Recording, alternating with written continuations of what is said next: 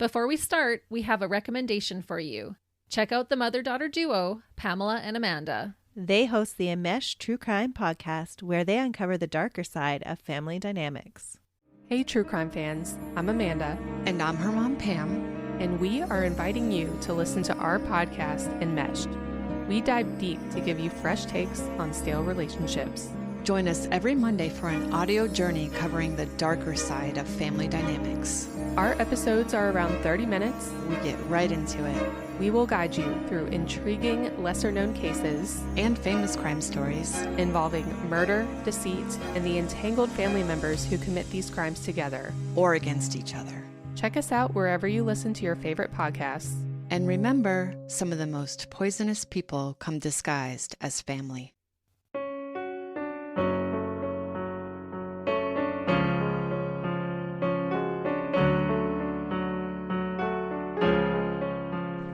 Hey listeners, thanks for dropping in. I'm Christy. And I'm Melissa. And this is Buried Motives, where we dig deep into the details of some of the most gruesome dirtbag murderers.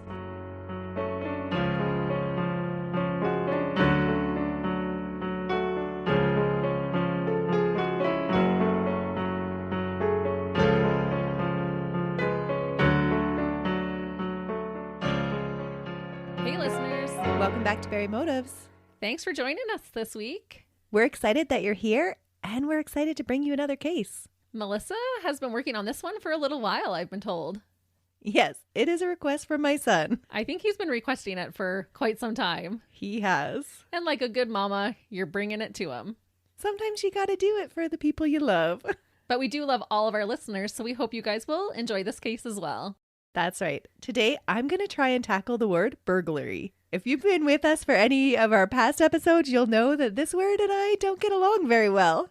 It's Melissa's personal tongue twister. It is, but I've been practicing, so hopefully you'll only have a few occasions to laugh at my expense. I'm ready to laugh at your expense, like a true friend. Christy will make sure she points it out. If you hear me giggle, it's not because of the horrific things that she's saying. It's because she couldn't say burglary. I think all of us have those words that we stumble on, though. Burglary is definitely one, but I've been practicing. So hopefully it goes well today, because we're going to be talking about Donald Neilson, who was born Donald Nappy, much to his dismay, because nappy means diaper in the UK, and that's where he's from. Donald Diaper? Yes. That's a crappy name. It is a crappy name. So many jokes in here about that. Was it a made-up name for him? No, that was his last name. Oh, it was Nappy. Mm-hmm. So that would be like our equivalent of someone being called like Melissa Diaper. Yep. Oh dear. He must have been bullied. He was. His last name would be a thorn in his side throughout his childhood. Aw. Until he changed it to Neilson. Mm-hmm. You're following it so far, Christy. Good job. All right. Woohoo! 10 seconds in and I'm here. He was the only child of Phyllis Mary Steed and Gilbert Nappy, and he grew up in Yorkshire, England. There were no reports of open abuse in his childhood, but at the tender age of 10, his mother passed away, and there was nothing he could do in the wake of her illness but just watch her die. Aw. After his mother's death, he was raised by his single father in what was described as an unhappy home. Oh, that's really sad. Mm-hmm. At school, just like you said, Donald was taunted and teased mercilessly by other children about his last name. Why are kids so mean, honestly? We still had a giggle about being named Nappy. That's true. But I wouldn't have teased someone knowing that their last name was Nappy. I don't know. I think that would just be a natural thing for kids to do. Yeah. Unfortunately. Doesn't make it right. No. According to a former classmate, this caused Donald to seek out opportunities to show off his physical prowess and assert his dominance. The teasing and wanting to prove himself followed Donald into his young adulthood, where he gladly joined the army for his 2-year mandatory commitment. With his desire to feel powerful and be in control, to Donald, the armed forces seemed like the perfect fit for him. He became obsessive about serving and about firearms. Oh no. Yeah, and this obsession he would continue for the rest of his life. But he wasn't a natural in the military role at all. While Donald wanted to be the one in charge, he was a little bit of a bumbling sort that was easily flustered. He also wasn't great at taking direction from others. Instead, he believed himself to be the true leader and developed a chip on his shoulder whenever he wasn't the actual leader. Oh, so he had something to prove. Mm-hmm. He was obsessive over staying physically fit, but it sounded like he lacked coordination no matter how muscular he made his 5'7" frame. Oh, so he's not very tall either. Nope.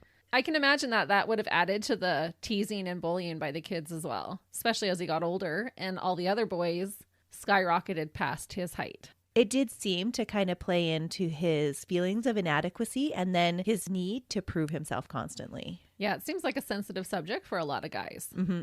His first time through basic training, Donald failed. He would eventually make it through the physical training, but mostly because of his wits. He did have an above average IQ. Donald served in active duty in Cyprus, Aden, and Kenya, where he learned jungle warfare with the King's Own Yorkshire Light Infantry and made it to the rank of Lance Corporal. Oh, wow. So he really had to work for getting to where he was. He did, and he enjoyed the national service and found his niche there, even though his bunkmates still made fun of his last name. He was described as an enthusiastic, if indifferent soldier that kept mostly to himself. He wasn't really a people person, but he did seek the approval of others. Which is explainable if he had grown up being bullied so much. Mm-hmm. I think he just learned to avoid people. In 1955, Donald, at the age of 19, met Irene Tate while on leave, and the two were married. Irene wasn't a fan of being a military wife, and when she gave birth to the couple's first child, a daughter named Catherine, in 1960, she persuaded Donald to leave the military so that he could be more present in his daughter's life. He begrudgingly agreed, and the little family settled in Bradford. So is some resentment going to start brewing? Mm-hmm. The military was really the only place that Donald ever felt any success in his life. One thing Donald did not have to be persuaded about, though, was changing his own last name, so that when he passed it on to his daughter, she would never have to face the humiliation that he had experienced as a child. Around the same time that his daughter was born, he formally changed his name to Donald Neilson, leaving behind all the crappy jokes that his nappy last name had. Wah, wah, wah. It's actually a kind thing for him to think of his daughter. Like, that was his motivating factor for it. It shouldn't matter what your last name is, but kids were cruel and he didn't want her to go through that. That's right. And that's how much it affected him as a child. And he didn't want anybody having to live through that again. Right. Well, even in his adulthood, the military people were still teasing him. Exactly. And there are a couple of different theories on why Donald chose Neilson as a last name. Neither have been substantiated or confirmed by him, but the first was that he had purchased a taxi from a man named Neilson and chose to adopt the name because he liked it.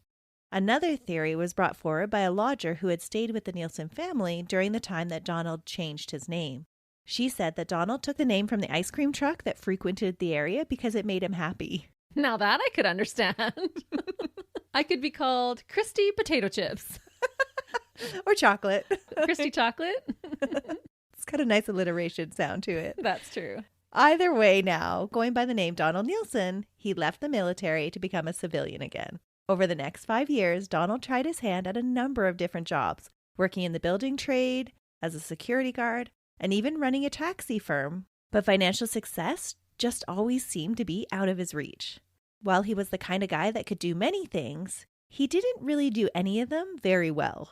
Oh. Like in his youth, he blamed others for his problems. It was the boss that didn't understand him, or the immigrants that had it so easy and took jobs away from him. There was always an excuse. And that is a dangerous personality trait to have when you cannot take accountability for the situation that you're in. Mm-hmm. No matter what excuse he used, it all boiled down to one thing. Anything he tried to do didn't seem to work out the way he planned. And plan he did. Donald was a detail-oriented person that planned things down to the minute detail. When things didn't go according to the plan, Donald always found someone else to blame for his misfortunes. It was never his fault. Ugh, not good. Irene and Catherine were often the focus of his blame, and the more things didn't work out for him, the more domineering and overbearing he became towards them. He enforced military discipline on them at home, particularly his daughter, and rarely permitted them to visit friends or even have friends. What? Mm-hmm. So he's taking a quick turn into dirtbag here. Yep. All because things aren't turning out the way he had planned them. Yeah, and like your young daughter has anything to do with that. Shame on you. Donald liked situations where he could be in control of everything. And he had never really given up his military fantasies about being the commanding officer.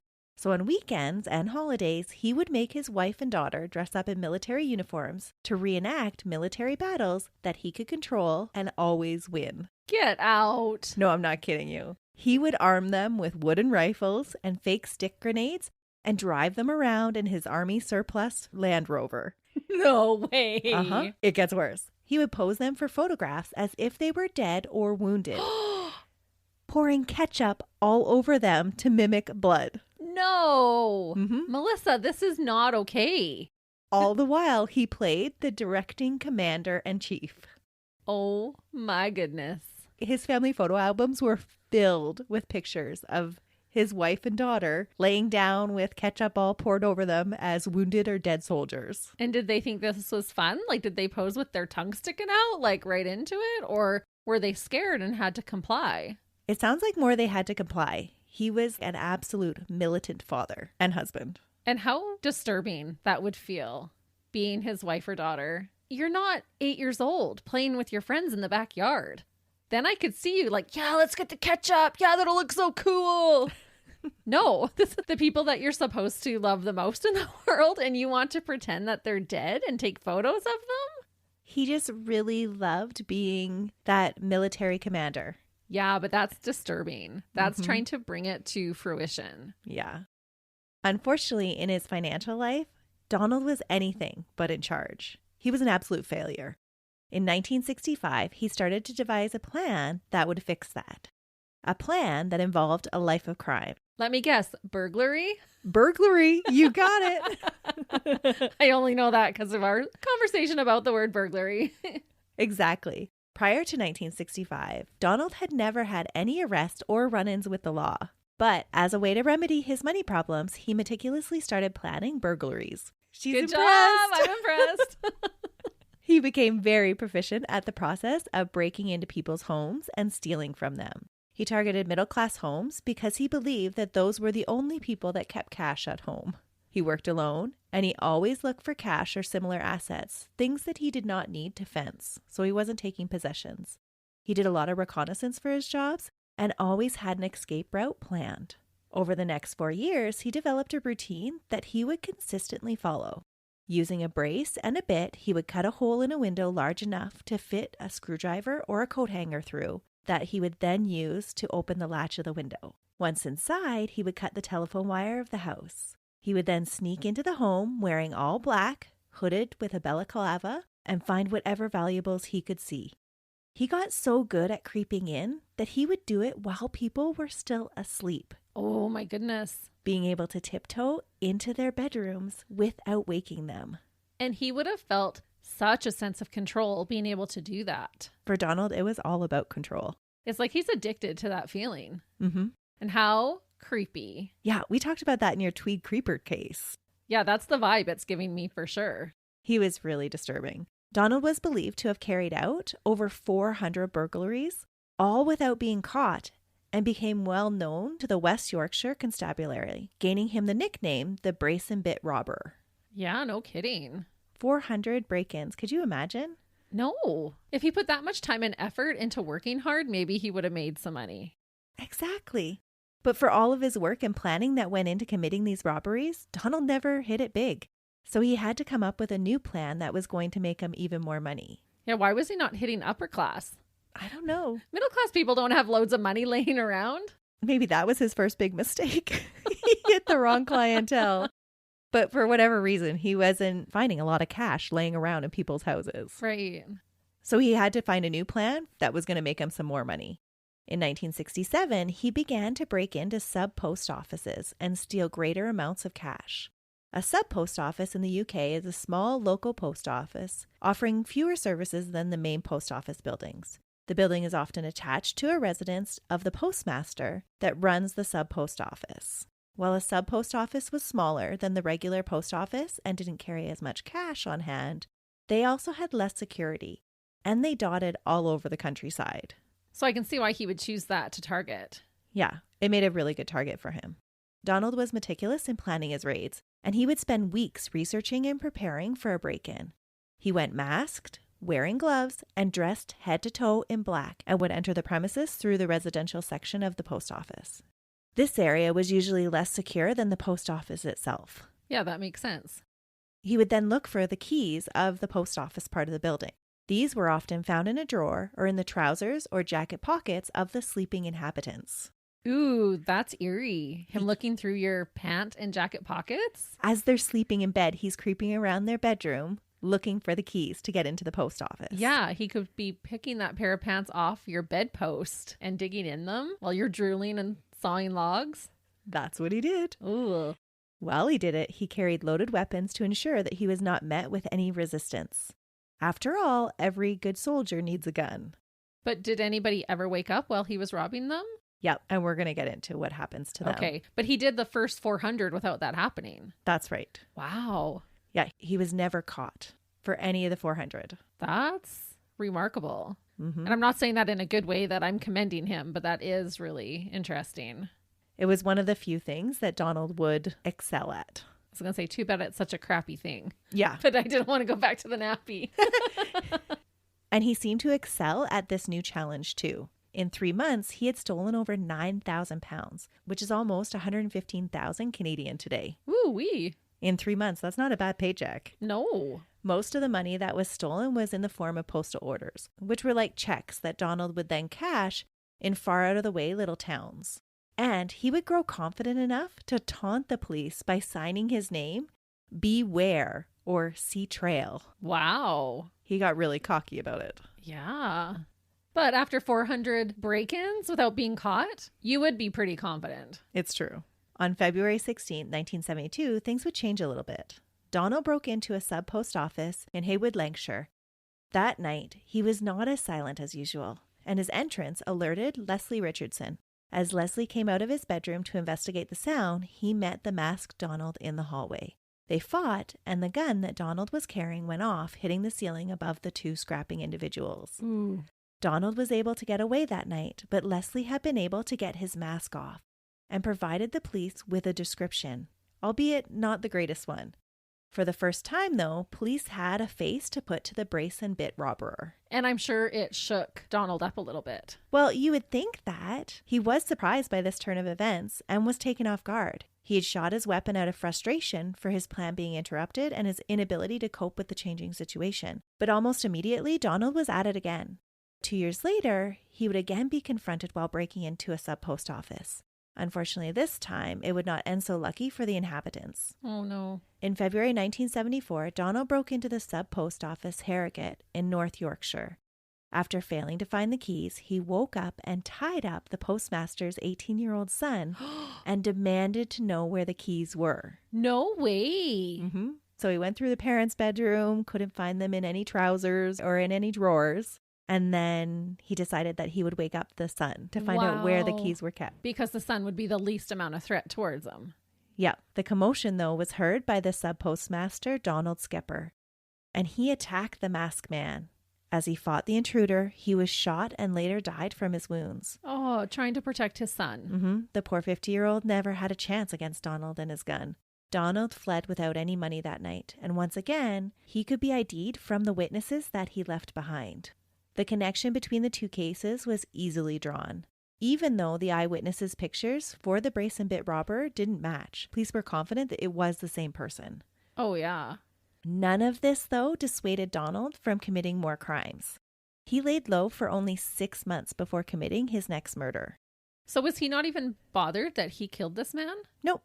He just moved on with his next plan. So it's just a job hazard. Absolutely. And he actually blames them.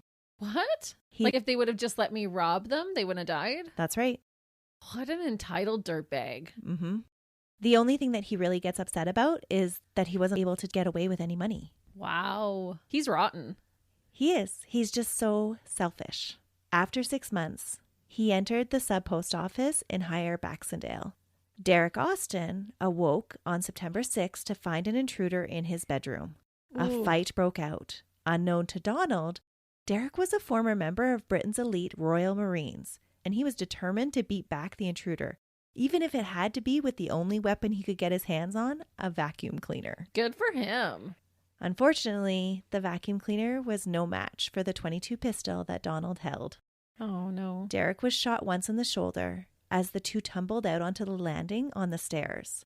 Derek, injuries and all, momentarily got the edge on Donald and threw him down the stairs. But as Donald gained his footing and stood, he calmly raised the gun and with a blank, cold stare fired another shot into the abdomen of the man that had fought bravely to protect his family.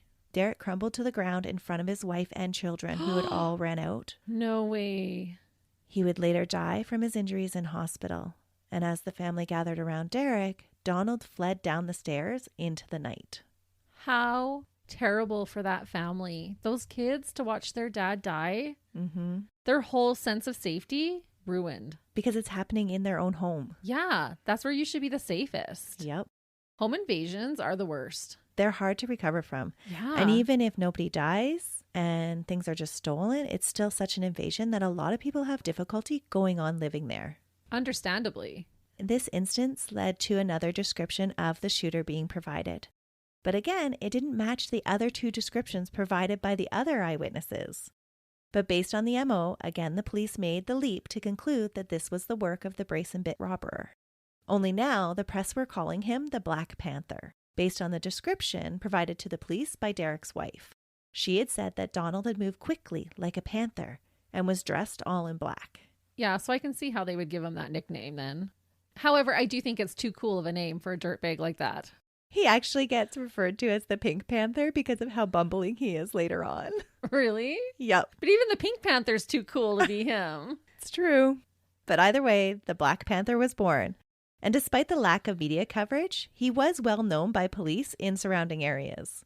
And you'd think with all the people looking for him, Donald would lay low, but his confidence only grew, and he added more guns to his arsenal and came up with a new method of entry, one that was even more daring. He planned to walk right up to the door and knock. What? Mm-hmm. On November 11th, Sidney Grayland and his wife Peggy were stock taking around 7 p.m. at their post office in Langley, Worcestershire. Unlike the other sub-post officers, the Graylands didn't live on the premises and were just getting ready to leave when Sidney heard a knock at the door. When he opened it, there was Donald with a torch and a bottle of ammonia attached, which he planned to spray onto Sidney. Sidney, too, though, was an ex-serviceman and put up a fight. In the tussle, Donald ended up spraying himself with the ammonia and had to rip off his own mask. Good. Yeah, he did this just as Peggy was coming from the storage room to see what the commotion was. Oh. Enraged that Sidney was fighting back and that he had once again been unmasked, Donald shot at Sidney. And then as Peggy rushed over to her injured husband, he smashed her over the head, pistol whipping her and fracturing her skull with his force. Sidney died that night. Oh. Luckily for Peggy, 2 passing police officers noticed the lights on in the post office after hours and came to investigate. They found Peggy in a pool of blood and rushed her to the hospital where she would later recover and was able to provide a description of the attacker. Police matched the bullet casings from the scene with the 2 other murders committed by the Black Panther, but they were still unable to make a suspect profile because Peggy's description did not jive with the previous ones given. Oh, man. He has over 6 descriptions given of him, and none of them are accurate. Ugh, that's the thing sometimes with witness descriptions. But now he's turned serial killer. This is his 3rd killing. Mm-hmm. And it just speaks to how evil he is that he was wanting to light them on fire. Isn't that what he had with the ammonia and the torch? Wasn't that to light them on fire? Well, I'm not really sure because torch in the UK is a flashlight. Oh, okay. So I think he had a spray bottle of ammonia. Oh, I was like, when you said a torch and ammonia, I was like, he's burning this place down. I left it as torch because I don't know if they meant torch or if they meant flashlight in the description of the crime. Okay, this is bad. That's even more bizarre then. A flashlight and a little squirt bottle? Pew, pew. Like, what was he going to do with that? Like, ammonia will choke you. Yeah. But I think the flashlight was to shine it in his eyes right away just to kind of disarm him. And then you squirt him with ammonia and then he couldn't see him after. I don't know what his plan was. To disorientate him? Yeah. Maybe? I don't know. Remember? I'm getting like Lego movie vibes. Pew, pew, pew, pew. With the squirt bottle. It's not funny, but we're laughing because it's just so bizarre. It is. Remember, he's a little bit of a buffoon. Even though he's super intelligent, he kind of comes undone if it doesn't go exactly the way that he plans it. Yeah, this is the guy who pours ketchup on his wife and daughter, pretending that they're dead. He's a little bizarre. He's terrible. Even when he was fighting with these people, it sounded like they were getting the jump on him, but then something would happen and he would just be able to turn it around. Yeah, he's a lucky son of a gun. Yeah. And none of his plans work out because of his own cunningness. It's just kind of all mishap. Yeah, even the police showing up and discovering Peggy after it's happened. Like, why couldn't they have been 10 minutes earlier? Yeah.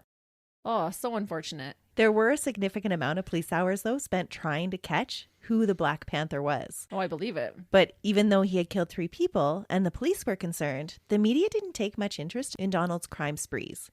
Donald was unimpressed by the lack of attention that he was getting, and he was even more unimpressed by the lack of money that he'd been able to steal.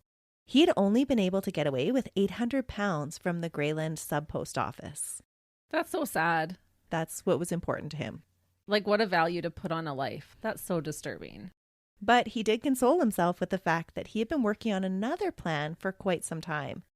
One that he was almost ready to hatch, and one that would pay a lot more money. Ooh, is he going to rob a bank? No, much worse. Oh. In May 1972, Donald had read an article in the Daily Express about Leslie Whittle and about the £82,000 that she had inherited when her father, George Whittle, passed away. And today, that works out to be £630,000 or just over 10 million Canadian. 10 million? Mm-hmm. Whoa. George was the owner of a coach company, and when he died, he left his children a substantial amount of money.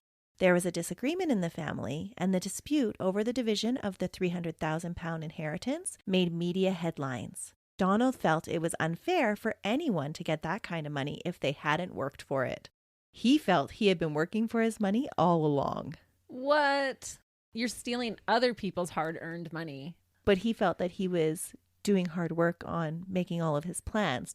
His paydays were justified. Right, but how hypocritical even that no one deserves that amount of money. Come on. Well, he's all about the money. Yeah. And had George not earned all of that money with the company that he had? Yep. But Donald didn't see it that way. No. After 3 years of planning, Donald was ready to put the wheels of his plan into motion. On the night of February 14th, 1975, he crept into the Whittle home in Highley, Shropshire, and silently broke into the 17-year-old's bedroom.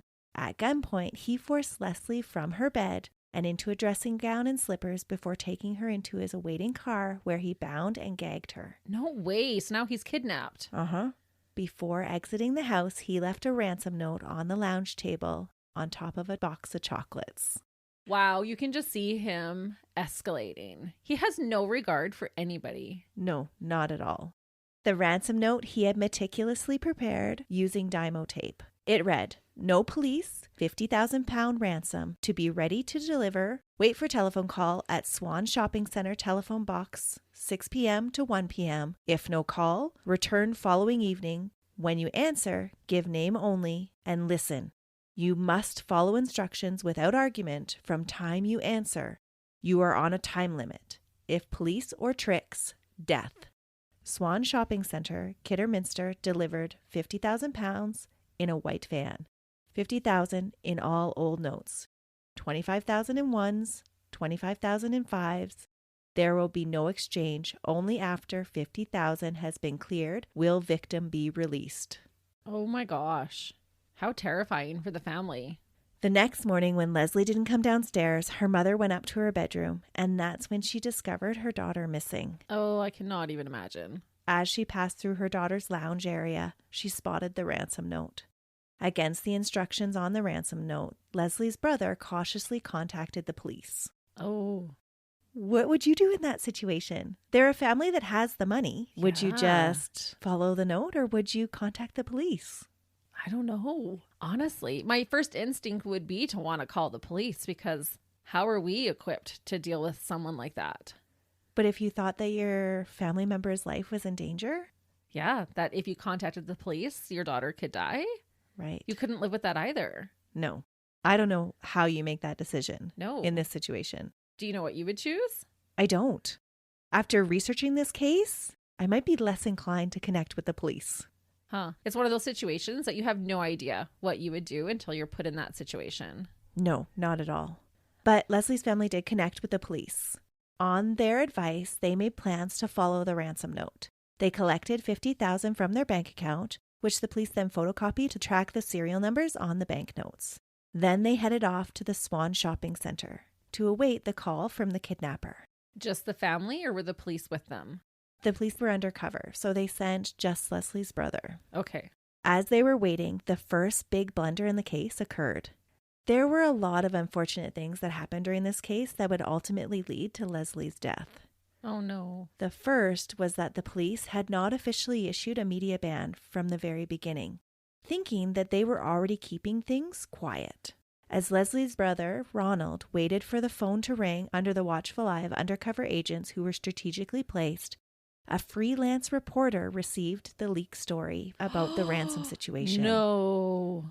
The whole supposedly secret mission was announced all over the media channels as breaking news while they were trying to make the switch. So that journalist is basically responsible for her death. I mean, they're not because they didn't kill her, but for shame. The media did take a lot of blame for this case. Yeah, you don't advertise that this is happening while it's happening. Yeah. Well, that's not the worst of what happens. That is so selfish of that reporter to run with that story. Yep. When the story broke, the judgment call was made to remove Ronald Whittle from the situation because they feared that the kidnapper might think everything was a trap and panic. They didn't want to put anybody else in danger, so they took Ronald out of the situation. An officer was given charge to watch over the phone to see if a call would come in. But with all the press talking about the breaking story, they believed that Donald, unknown to them at the time, was going to be scared off. 6 hours into the vigil over the phone, around midnight, the payphone started to ring. No one answered it. What? There was some conflicting reports about what actually happened. There was one saying that everyone had packed up and gone home. And there was another report that said that the officer that had been left to wait by the phone, in his angst to get the recording equipment running when the phone rang, that he actually didn't get to the phone in time to pick it up and answer it. Oh, that seems more plausible to me. It does. Why would the police ever just leave when they've been instructed to stay there till 1 p.m. the next day? Mm-hmm. Oh, could you imagine being that officer and stumbling with the equipment, trying to get it going, and then the phone stops ringing? Your heart would just sink. Yeah. On the second night, the police and Ronald returned to the designated spot to await the call that would give them further instructions. So they just assumed, oh, he'll call again tomorrow? Yeah, because that was in the ransom note. Oh, okay, sorry. That he said, and if no call comes through, return the next night. Okay. So they return, and no call ever came. The police assumed that it was because, again, the kidnapper had been scared off because of the media's attention. There were reporters showing up at the shopping center, wanting to capture the information exchange, with no thought to Leslie's life being in danger. One of the commanding police officers said media were in his face saying, "Hey, when do you think it's going to go down? What angle should we capture this from?" That's terrible. Just totally self-serving. This is a 17-year-old girl's life that was in the balance. It was a huge story. She was a local heiress that had been kidnapped in the close-knit former mining community. It was just a small village, really, and Leslie was one of their own. So there was a huge media following. Yeah, but what's more important? Letting all the readers know what's happening or saving this girl's life? Oh, absolutely. It's almost like, oh, well, if we get her killed, then we have an even bigger story to run. It's just so sad. She was described as a loving girl that anyone would have wanted as a daughter. Dirtbags. They're all dirtbags. It gets worse. On January 16th at 11:45 p.m., a call came through to the Whittle home. There was a recording of Leslie's voice. It instructed her brother to go to the telephone box in Kids Grove with the ransom money. This time, working with Scotland Yard, Ronald was wired and sent completely on his own to the telephone box. And how old is Ronald? He was an adult. I was picturing this other teenage kid. No, he was much older than her. Oh, okay. And he was the man of the house now that his father had passed away. Right. Okay, that makes sense. Yeah. At this point in the investigation, police had no idea that it was the Black Panther that they were working with. There was no connection made between the kidnapper and the murderer that had been killing sub-post officers. Yeah, why would there be? He had never done anything like this before. That's right. So because they didn't make this connection, they falsely believed that the kidnapper wasn't capable of murder. If they could have only connected the dots of what was happening around them, they would have known that the kidnapper was very capable of murder. That's surprising to me that they wouldn't think that a man who can walk into a house and snatch a girl from her room would not be capable of murder. Right. I think their thinking was that he needed her alive to collect the money and that his main motivation was the money. I get that, but I would not be taking that off the table. No. While one police department was heading up the kidnapping case of Leslie Whittle, another local police department was investigating a shooting that had taken place overnight on the 15th. So that was the second night that no call had come through. Gerald Smith, a security guard for the Freightliner depot in Dudley, was just a few miles away from Kidsgrove. Donald had been scoping out the place and had been interrupted by the security guard just doing his rounds. When questioned by the security guard, Donald answered by shooting 44-year-old Gerald 6 times without remorse, just for getting in the way. Oh. As police investigated this scene, they failed to notice the green Morris 1300 car that Donald had abandoned there. The car wouldn't be discovered for another 8 days. Oh my. It just sat there untouched with evidence inside that would crack the case wide open. That's surprising as well. There were just so many areas in this case that could have turned out differently had different decisions been made. Yeah. So on the night of the 16th, as the third attempt was being made to connect with the kidnapper, the local Stratfordshire Police Department were warned by the West Mercia officers not to go anywhere near the park to avoid scaring off the kidnapper. They unfortunately were not appraised of the situation or asked for their expertise with the lay of the land beyond some preliminary directions to Kidsgrove. They were jokingly told to stay in bed. Staff were told not to alert senior detectives because it would cost Leslie Whittle her life. They were, quote, asked to keep all our patrols away from Bathpool Park that night, which they adamantly swear they did. Ronald, who was not familiar with the Kidsgrove area, got lost for almost an hour as he drove to Kidsgrove. Oh, can you imagine the panic as you're getting lost? I couldn't. No. You would feel so sick. By the time that he got to the park, it was nearly 3 a.m. And in the dark, it took him another 30 minutes to find the second Dymo tape message that instructed him to go to Bathpool Park, an area a short distance away. Could you imagine just frantically searching this phone booth, trying to find any sort of message at 3 a.m. in the morning in the dark? No, I cannot imagine that panic. Yeah. Your father's just passed away, and now your sister has been kidnapped. Mm-hmm. When he got there, what the message instructed him to do was to flash his lights, and the kidnapper would respond by flashing their own flashlight. Ronald did all of this, but he never received any signal back. Oh no. And the ransom drop was eventually abandoned.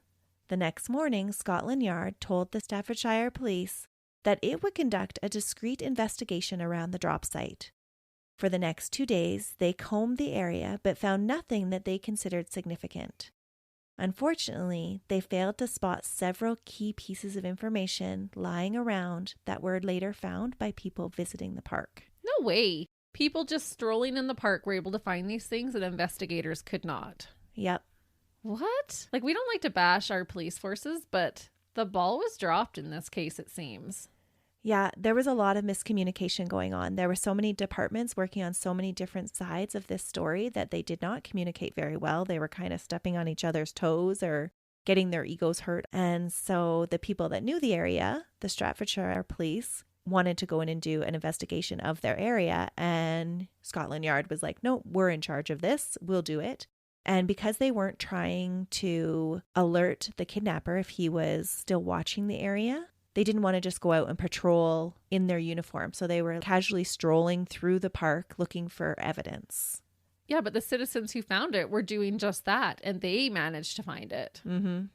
Unknown to all of them at this time, the drainage shaft where Donald had hidden Leslie was just a few meters away from where her brother had parked his car that night. No way. She was right underneath of him. Yep. Just a few meters away. No, Melissa, that is heartbreaking. It just makes it so sad. Over the next few days, the trail went cold. A strict media ban was implemented to make sure that no more leaks jeopardized the case. But Leslie's brother and mother were encouraged to make appeals through the media for the kidnapper to contact them. Ronald pleaded with the public for someone to contact them and let them know how to get Leslie back. He also made it clear that they would only follow up with anybody that could give proof that Leslie was still alive. The poor family had been receiving so many hoax calls that they had to weed through the garbage calls to find the ones that actually contain useful information. Stop. Is that not just disgusting? That is beyond disgusting. Yeah. I wish I could put a curse on all those people that they would never stop hiccuping for the rest of their life. It's just so sad that you would do that to a family already in distress. And why? What is the purpose? Yeah, I don't know. And so many of them. It's not like it was just like one creep who was like, oh yeah, this would be funny. Ha ha ha. No, there were many that came through. So many that Ronald, when he made his statement on live TV, said, we've been receiving so many hoax calls. I'll only believe the person that has proof that Leslie is still alive. That's disgusting. Mm-hmm. No contact was ever made again from the kidnapper. Had he already killed her? I believe that by the time Ronald was making these pleas, that Leslie was already dead. Oh, no. And that's why Donald never reached out to them again. Because he couldn't prove that she was alive. That's right. Just when they were beginning to think that there was no way to crack the case, that's when Donald's stolen green Morris 1300 was found and processed. Inside the car that was abandoned the night that Donald shot Gerald Smith, police found lots of suspicious items. The police investigating the kidnapping were called in and with trepidation played a recorded cassette tape that was found inside the car. They hoped against hope that it was just music, but it was what they all dreaded. The recording was Leslie's voice giving directions to the next drop-off location and telling them where to find the next message. In the recording, she is calm and clear as she tells her mother, "No need to worry, Mum. I'm okay. I got a bit wet, but I'm quite dry now. I'm being treated very well." The message ends with a questioning, "Okay?" Like she's seeking confirmation that she had delivered the message that she was supposed to give. Oh. In the car, police also find 4 other envelopes that contain details for 4 different phone boxes all over Midlands. When police followed the directions in the envelopes, they discover it was the path that Ronald was supposed to take the first night of the kidnapping when he missed the telephone call. Oh. The route led to 2 kiosks in Dudley, just yards from where Donald had abandoned the green car. The last message directed Ronald to drive across the bridge to the Freightliner Depot, Gate 8, by the Dudley Zoo. This was directly in line with the place where Gerald Smith was shot. Matching ballistic evidence to the other sub-post office murders, police now knew with certainty that Leslie's kidnapper was the Black Panther, someone they knew could fly off the handle and kill at any time. Oh, man. They must have felt so panicked making that realization. There is a documentary that I watched with the police officer that oversaw this kidnapping, and he pretty much breaks down when he plays this recording, and they make that realization that they hadn't taken him seriously enough. Oh, I can't even imagine. That would haunt you forever. It does. Police now believe that there was no phone call made that second night because Donald had been unable to place the call and arrange things at the depot because his plans had been interrupted by Gerald. And the interruption would eventually cost Gerald his life. Over a year later, he would succumb to the 6 gunshot wounds he received that night. Over the next 9 months, over 200 officers were assigned to hunt the Black Panther. Police who worked the case claimed that they, quote, learnt everything there was to know about the killer, except his name and address. They felt the enormity of the pressure to produce answers for the Whittle family.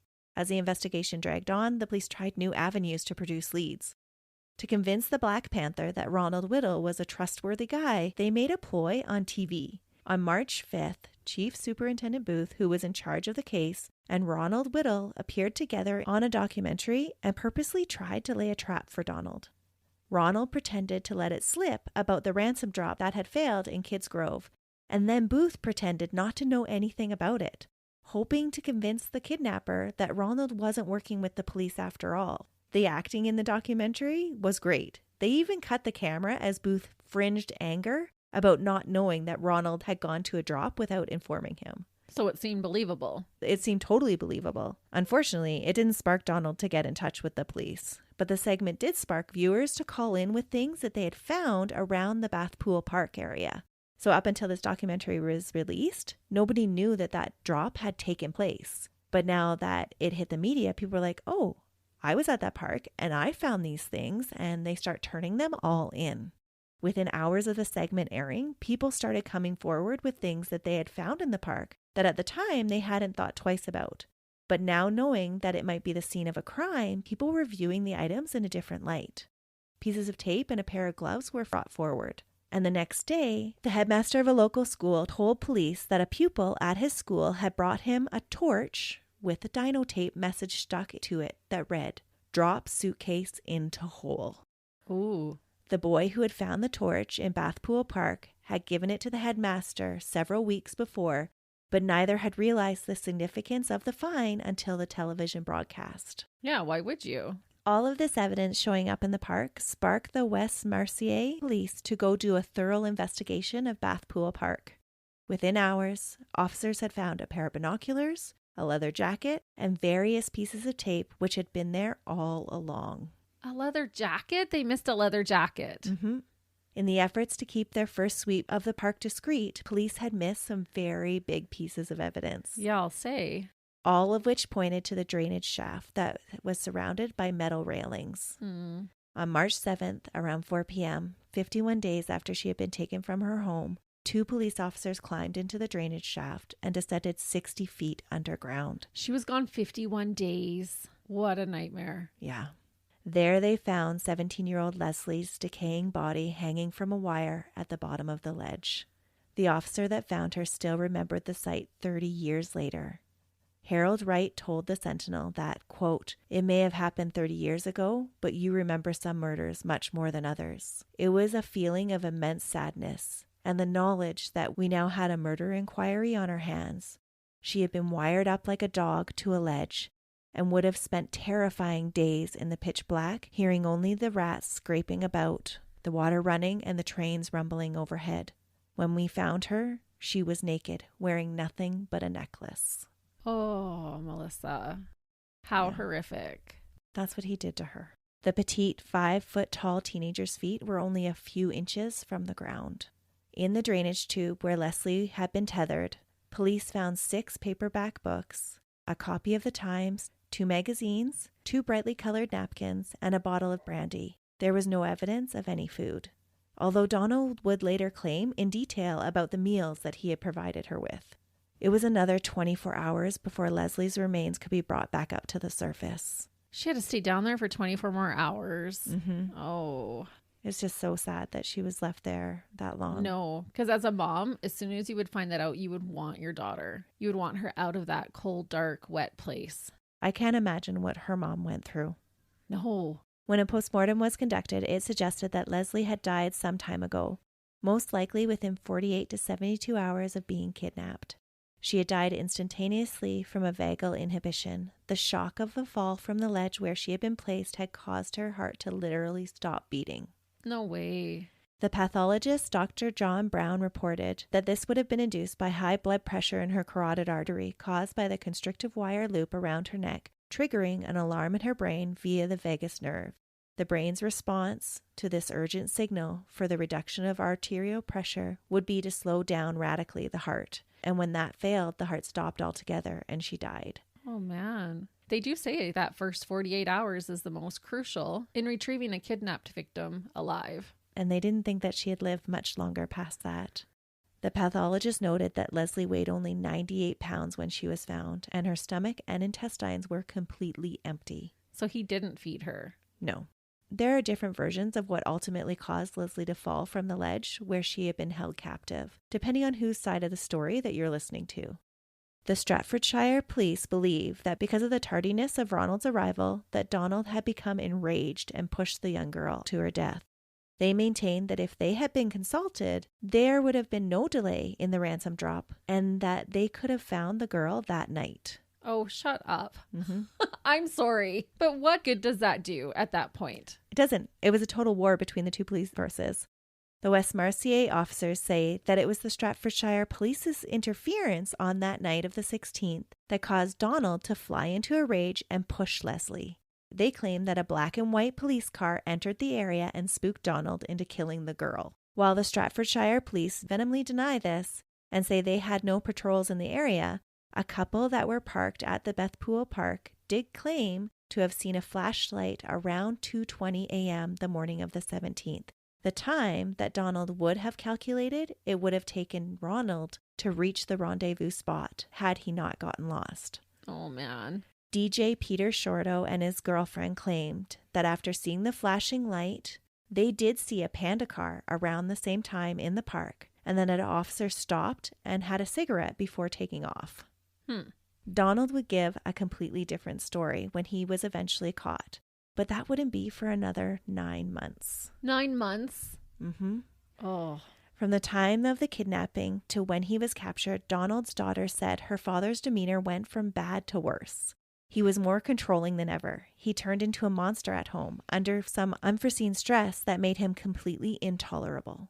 And I can never understand when a person who has a daughter or a child can just so blatantly kill someone else's child. It was probably the stress he was feeling because he had just murdered a teenage girl that was just a few years older than his own daughter. Yeah, he probably felt haunted by it every time he looked at his own daughter. How could he not? Yeah.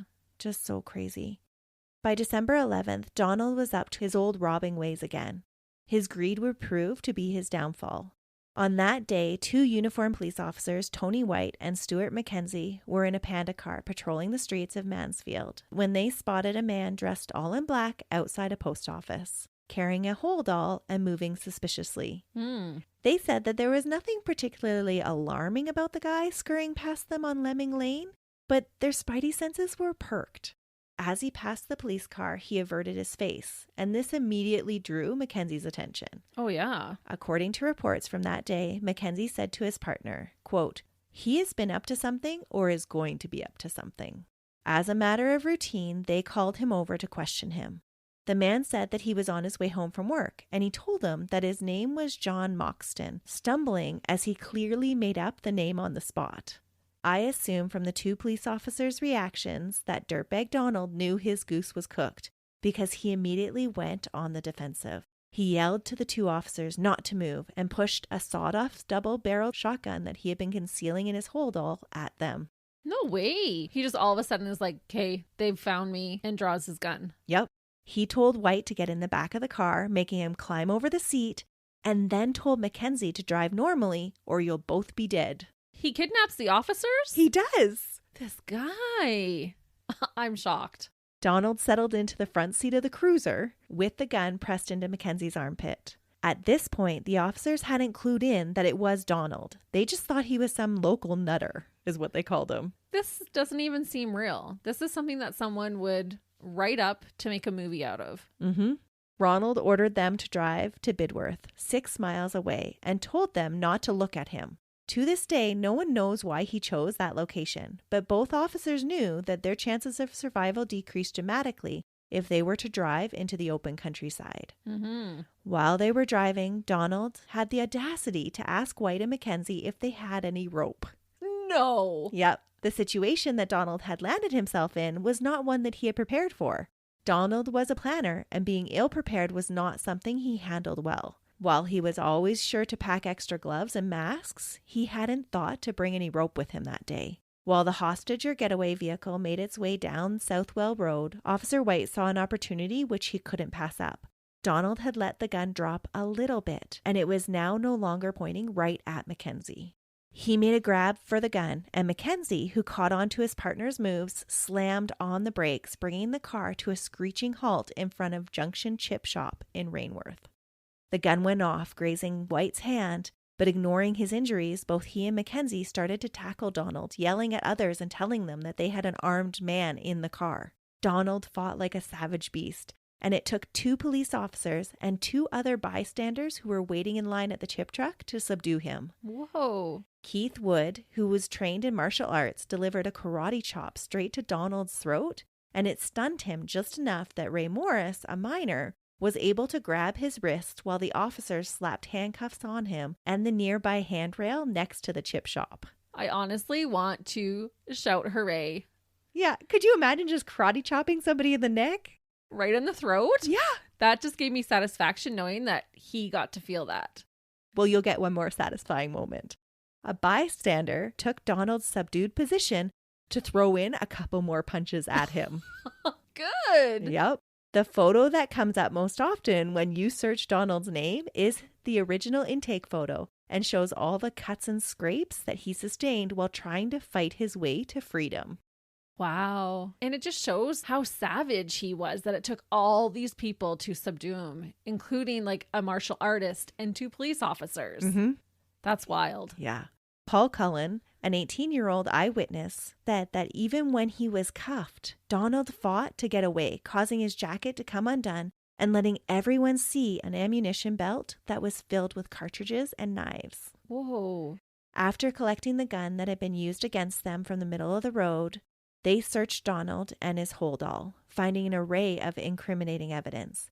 He had extra black hoods, reels of sticking plaster, and gloves. All items used for breaking and entering. Just no rope. Just no rope. Even more evidence awaited them back at Donald's home in Bradford. When the locked attic was searched, police found countless army accessories, fake car plates, numerous vehicle ignition keys, a full range of knives, guns, ammunition, and 2 crossbows. Most of it was stolen. They also found some wire in the attic that matched the kind that was used to tie up Leslie.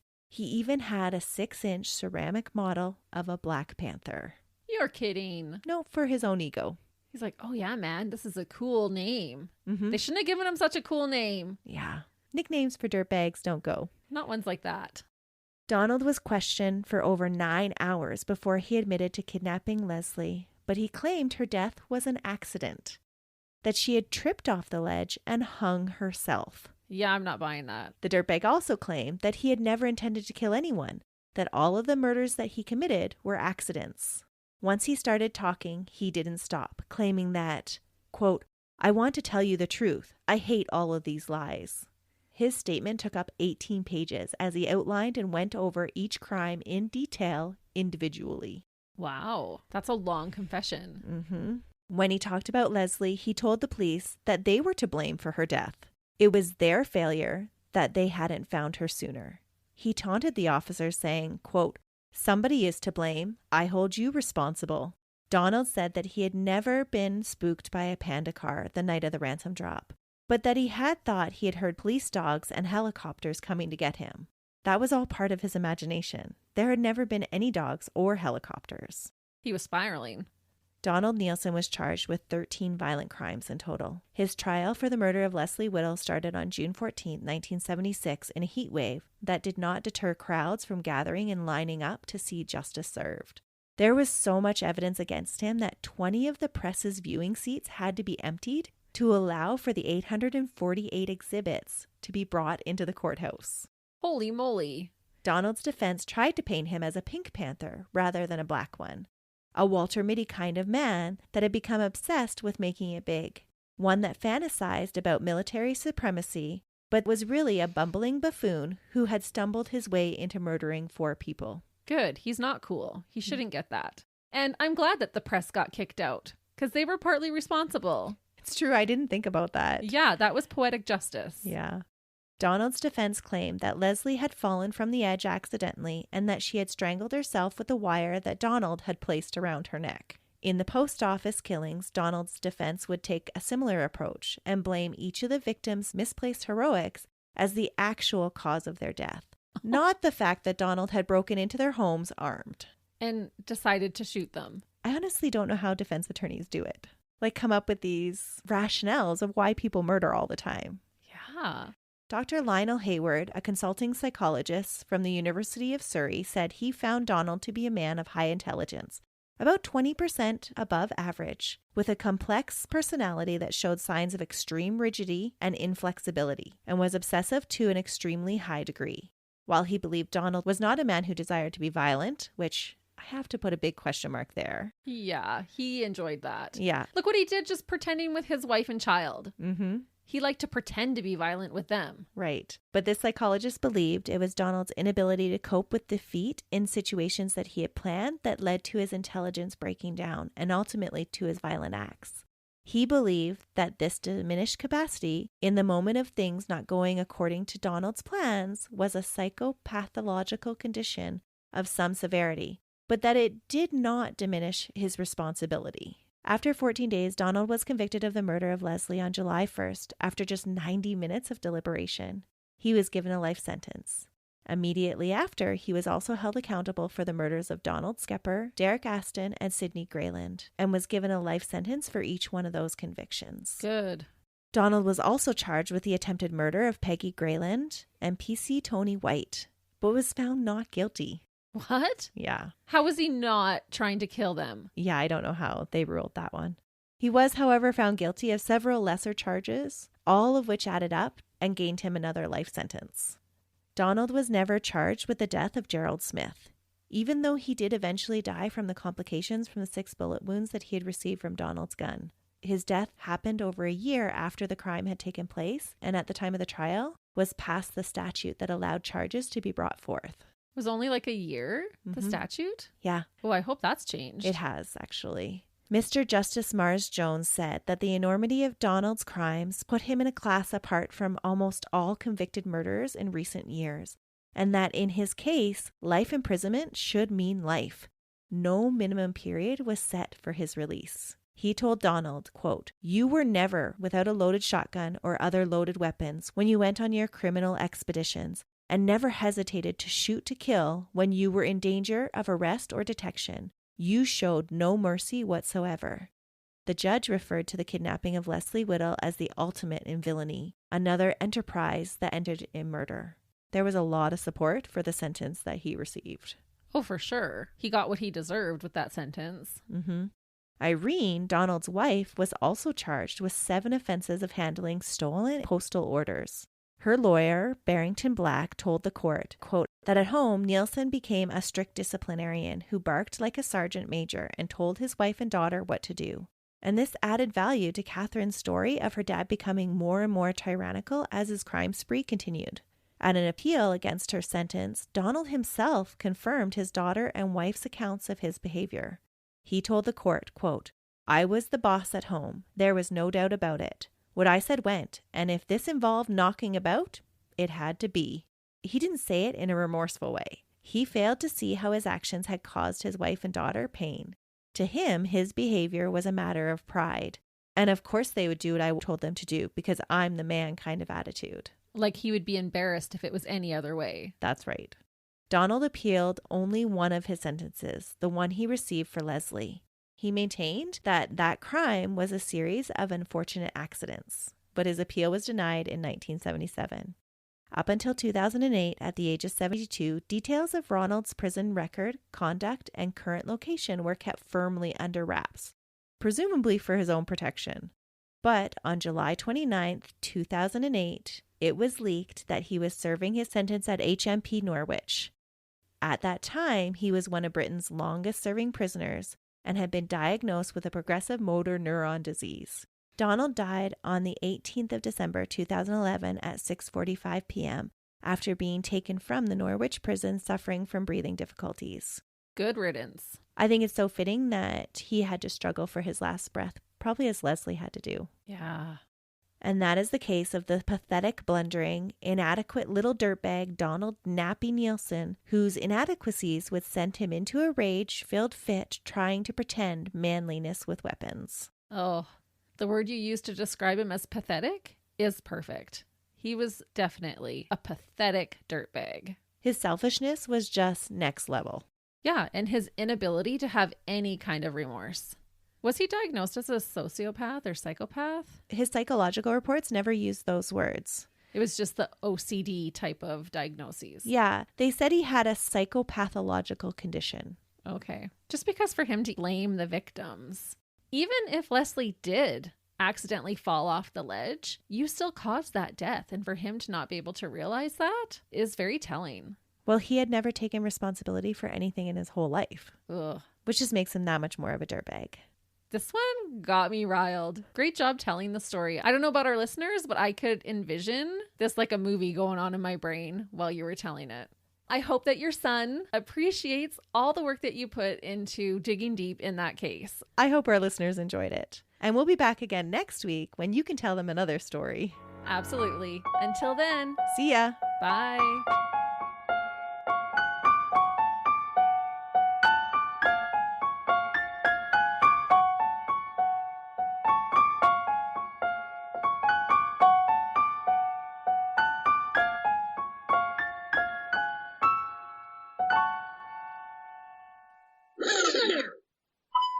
Okay, let's see if this is... Oh, now it's actually touching me. Oh. Don't touch me. Can't touch this. Can't touch this. Don't put that in there because that's really... I'm going to delete that. Today we're going to talk about Donald Neilson. Neilson! Oh, man. We If you keep calling... No, you should have been practicing Neilson. I focused so hard on the burglary that You forgot about the name. Neilson. Okay. Neilson. Neilson. I can say Neilson. I know how to say that one. Because today we'll be talking about Donald Neilson. Neilson! There's a full-length movie about him. Oh, wow. I didn't watch it, just so you know. I don't like to watch movies because it doesn't always stick to the facts. No, and they take dramatic licenses. Right? Exactly. I'll watch a movie after.